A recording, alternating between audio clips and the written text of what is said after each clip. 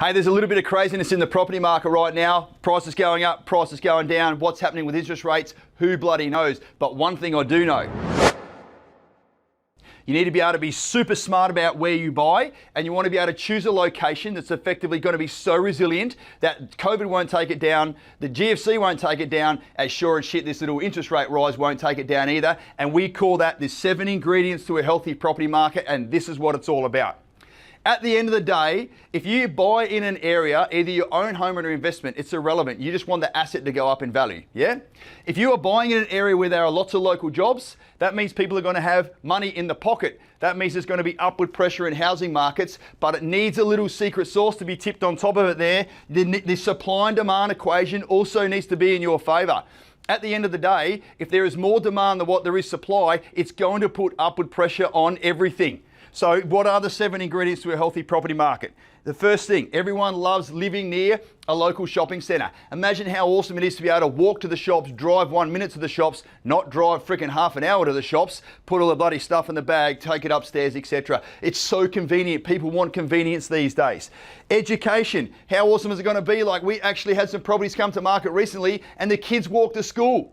No wonder it was tenanted in 2 days' time, because how would that make you feel if you could buy an awesome property in an area that's got all this other stuff with it and the kids can walk to school? It just cuts down the logistics. Go to a kid's bloody drop-off car park anytime soon and see what I'm talking about. Increased population. You want a shit ton of people, that's a technical term for lots of people, to be moving to that area to make sure that supply and demand is in your favour. Master plan communities. Gone are the days of the bloody, the 4-acre block with the hills hoist out the front. Everyone wants convenience, everyone wants a park, everyone wants a play centre, everyone wants lots of nice open spaces there to be able to enjoy that master plan community. You don't need a big backyard, because if you've got a park just down the street or like a little play area straight across the road, get out and enjoy the bloody community. Don't sit at home all the time with your big block of land that you spend all your bloody weekend mowing all the time. You want the diminishing land supply to be in your favour at some stage. You don't just want to buy in an area where they're going to chop up another farm, chop up another farm, chop up another farm, and all of a sudden Melbourne is adjoining bloody Canberra. You know what I mean? Imagine that. So it's really important that the land can't go forever. You want to buy in an area where eventually there is no more land left and the demand remains really, really high.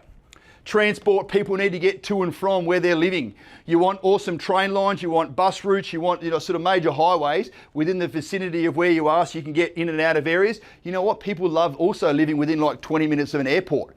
How bloody awesome is it, like with lots of travel going on at the moment post-COVID, as opposed to spending $100 in a bloody Uber to get to the airport, you can spend $30 in an Uber to get to airport. Like, those transport nodes are absolutely critical. And you know what? You can have all the money in the world, but if you don't have your health, you got nothing else. You want to really be able to take care of yourself, take the kids to the medical centre, take them to a trauma centre, go down and get your blood test done, whatever it's going to be. If you do buy in an area which has the 7 ingredients to a healthy property market, interest rates are not going to impact you.